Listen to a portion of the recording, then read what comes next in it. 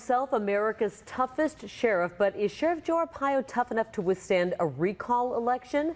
The group who led the successful recall against former state Senator Russell Pierce has now set their sights on Joe Arpaio. Dan Spindle joins us live tonight with the story. Dan. Carrie, the group Citizens for a Better Arizona, you might recognize that call effort called Respect Arizona. They think that they can get voters to turn out in great numbers if they have a shot to take down the sheriff, away from the typical election day distractions. Joe Arpaio stands alone as being the only person left to account for the mismanagement and corruption that has plagued Maricopa County during these last several years.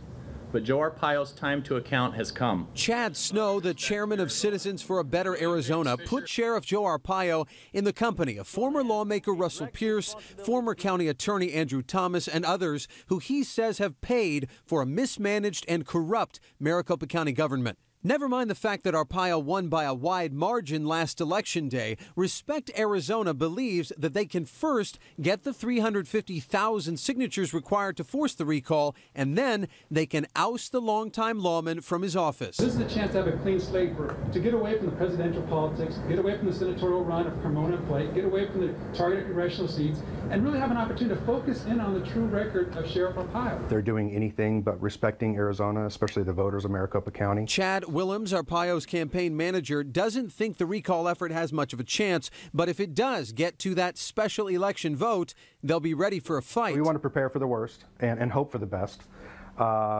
And that's part of the reason we were successful last year. But the real reason the sheriff has been there for 20 years is because he's popular.